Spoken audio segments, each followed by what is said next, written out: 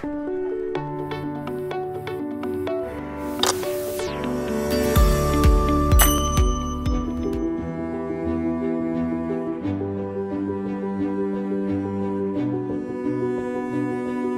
une exposition qui a réuni 7 grands réseaux touristiques.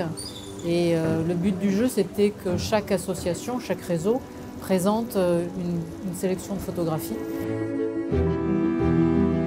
Ici, vous êtes dans une assemblée qui représente les collectivités territoriales. Nous voyons bien que cette exposition, elle porte l'âme du pays.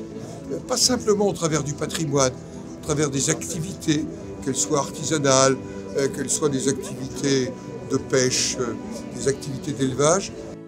On a cherché en fait à organiser l'exposition en fonction d'un parcours plutôt sensible, comme une sorte de voyage en France, qui s'organise et qui s'articule plutôt autour des teintes chromiques, des résonances thématiques, des compositions avec des vues plongeantes, des vues de plein ciel, avec également une chromie un petit peu particulière qui fait qu'on passe des rouges sur des bleus, on revient sur des blancs, ce qui fait qu'on a pu présenter aussi des paysages hivernaux. Et tout ça pour montrer justement la diversité des paysages et la richesse des paysages et des sites patrimoniaux qu'on pouvait avoir en France.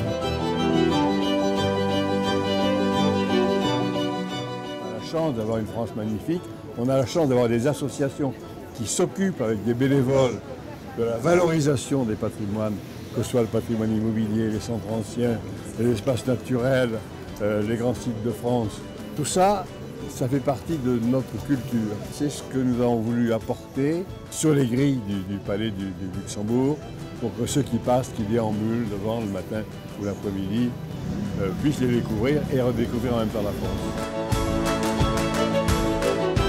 La mise en valeur du patrimoine, de ce patrimoine ancien, permet aussi de faire vivre dans ces lieux le patrimoine vivant, le spectacle vivant, la culture d'aujourd'hui. Et ça aussi, c'est un lien, je pense, qui est important. Et pour toutes ces raisons, je pense que cette exposition, en ce moment, a beaucoup de signification. Ce qui est marquant, c'est qu'à chaque fois, ce qui est présenté, ce sont des lieux de vie, ce sont des lieux de partage. Et je dois dire que c'est particulièrement pour le Sénat un moment de bonheur.